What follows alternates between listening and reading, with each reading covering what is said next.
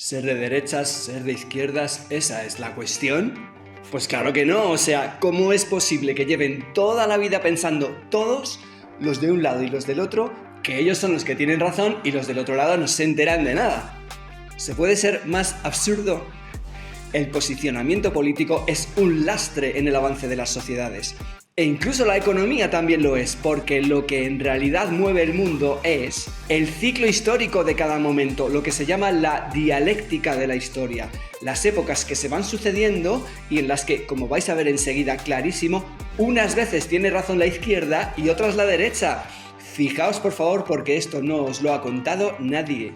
Vamos a explicarlo poniendo Europa como ejemplo porque es donde hay más dinámica entre izquierda y derecha, donde siempre han estado más igualadas y han ido siempre alternando en el gobierno a lo largo del tiempo. Europa, años 50. Todos los países hacen política de izquierda. Súper proteccionista. Los estados controlan totalmente la economía. Empresas públicas gigantes. Protección social a tope. ¿Por qué? Porque la guerra mundial había destruido todo, las familias no tienen recursos y el Estado tiene que solucionarles la vida, darles trabajo, vivienda, hospitales, pensiones. Y hasta la España de Franco, que era súper de derechas, tiene que hacer esta política de protección social a tope, que es de izquierda.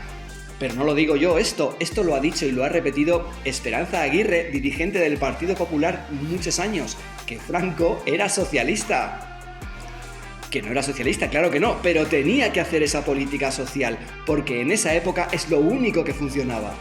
Tuvo tanto éxito esta política en toda Europa que se le llamó el estado del bienestar.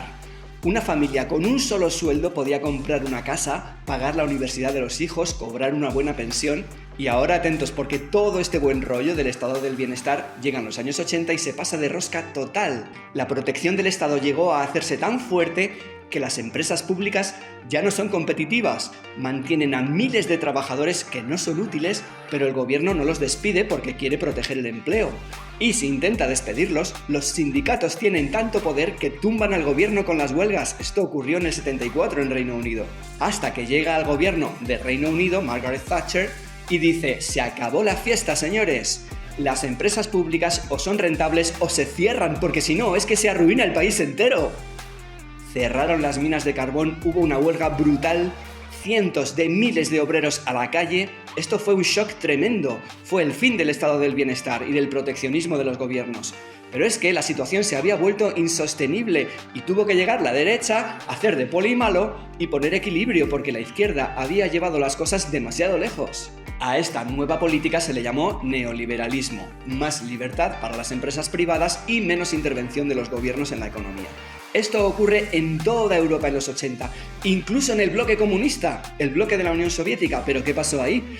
Pues que al ser comunista no existía una derecha política para hacer contrapeso, así que los gobiernos siguieron forzando la situación, manteniendo artificialmente empresas públicas enormes, totalmente ruinosas, hasta que se arruinan los países y el comunismo se desintegra, porque en ese momento lo que hacía falta eran políticas de derechas para corregir el desequilibrio y el riesgo de quiebra.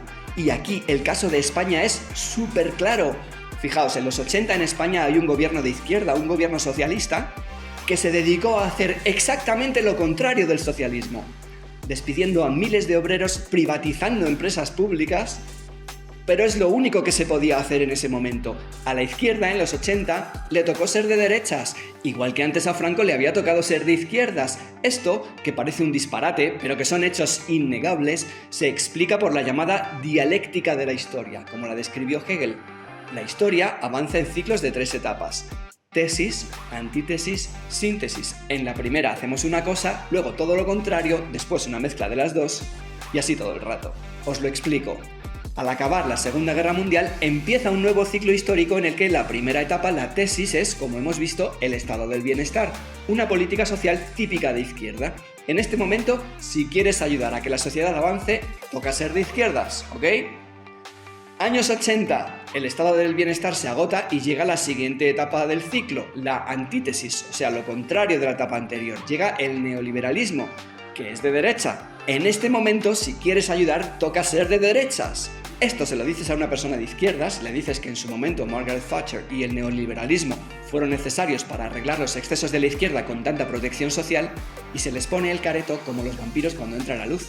¿pero qué dices, Margaret Thatcher, ese monstruo? ¿Cómo puedes decir semejante burrada que fue necesaria? Y lo mismo a uno de derechas, le dices que después de la Guerra Mundial quien sacó a Europa adelante fue la política de protección social, una política que es de izquierda, y se lo llevan los demonios. Y ahí tenéis la prueba de lo inútil, lo absurdo que es ser de derechas o ser de izquierdas.